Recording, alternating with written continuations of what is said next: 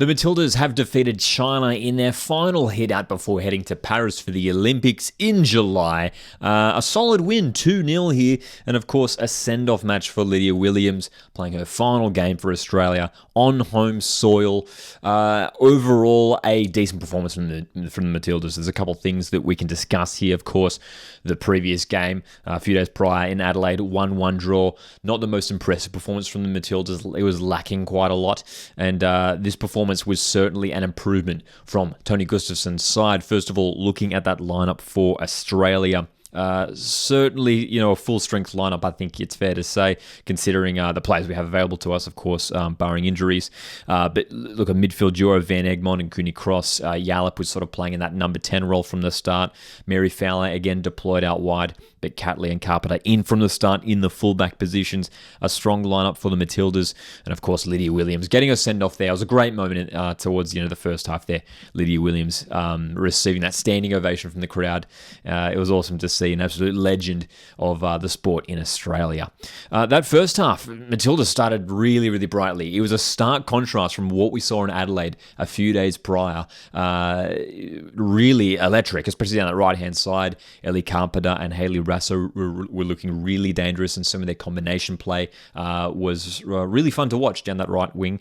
And it was fascinating watching sort of those wide channels for the Matildas and how the fullbacks were operating, often coming inside at times, sort of overloading that midfield area, and Ellie Carpenter especially making those sort of underlapping runs with Hayley Raso staying out wide, and the same could be said on that left-hand side with Fowler combining with Catley, and that's where I think Australia were finding the most joy, especially down that right-hand side though, and some great chances for Michelle Heyman. The crosses were coming in, we were lacking just that, just the space in the box. Credits to China, who were pretty solid defensively for most of this game, but the goals eventually did come, of course, for Australia. But I wanted to mention it as well, that incredible run from Michelle Heyman towards the end of that first half, where she almost scored a fantastic goal just wide of the post. Would have been an incredible goal for the veteran Aussie striker.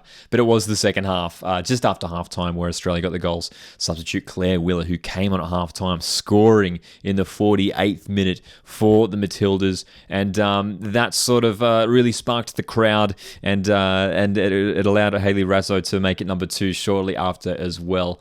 2 fantastic goals. I mean, firstly, that Clare Wheeler goal, lovely header and movement in the box, but the delivery from Steph Catley was fantastic to pick out Wheeler in the box. And then the second goal was an unbelievable pass from Courtney Vine, who also came on at halftime, had a good impact in the second period.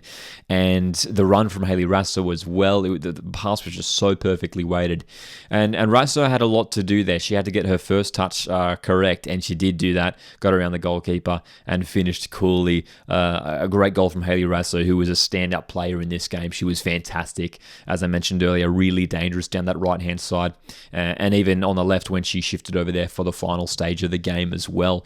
2 goals, enough for the Matildas to take it through from there. From that point onwards, for sort of the final 20 minutes or so, Australia not necessarily attacking too much, happy to sit back just a little bit, not too much, but to play it safe and hold on to the victory in the end. As we look at the stats here from Google, 12 shots overall for the Tillies, the 4 on target. China ended up with 9 shots, most of those coming in the second half. They really didn't challenge the Matildas much throughout this game.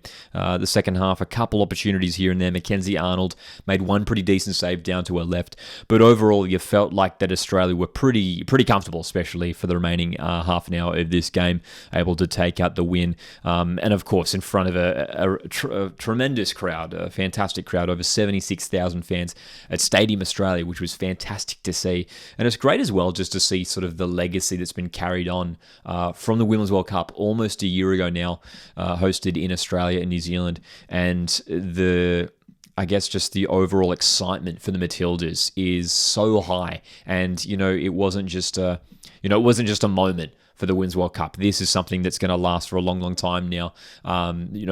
So many people across Australia, young girls especially, have been inspired by this Matildas team. And it's a great story. It's great to see. And, I'm sure there's going to be a fantastic sort of future for the Matildas and the Australian women's national team heading forward into the future. A good win for the Matildas, and of course we look ahead to the Olympics coming up in July, and this squad is set to be announced tomorrow. So we'll keep a keen eye out for that. And it's going to be interesting to see which players are sort of left out of that squad. Of course, just 18 players named in the squad, with a few reserves as well. You look at the bench there, and those substitutes, you'd imagine all of those would be included in the squad. Caitlin Torpey came off the bench in this game. She'll be valuable, I think, in the Olympic squad, considering her versatility. Caitlin Ford, obviously struggling a little bit with injury at the moment, but you'd imagine she'll be included as well. So some headaches potentially for Tony Gustafsson as he names his squad for the Olympics. I think overall for the Matildas, we're going to need to maybe click it up to another gear. Obviously, this was a friendly match, so we do have that next gear to go to. But we are going to need to step it up and show a bit more quality, especially in the final third, when it comes to coming up against the likes of Germany, Zambia, and the USA in the group stage in the Olympics. It's a really, really tough group. 3 opponents who all featured in the Women's World Cup last year. And like I said, we're going to need to step it up and take it to another gear. Is Michelle Heyman going to be sort of that starting striker for us in the group stage? We did see Courtney Vine feature in that central striker role in the second half. Maybe she's the way forward heading into that group stage. But look, the squad certainly is capable of stepping up another gear. I'm optimistic that we can get it done. Obviously, the Matildas want to go all the way to the final, get a medal, and aim for gold. A solid performance in the end in Sydney. 2-0 against China. What was your thoughts on this performance, and how do you think the Tillies will go at the upcoming Olympics campaign? Let me know your thoughts in the comments section, and thanks so much for tuning in. My name's Lockie. This is Coast Watch Football, and I'll see you in the next one.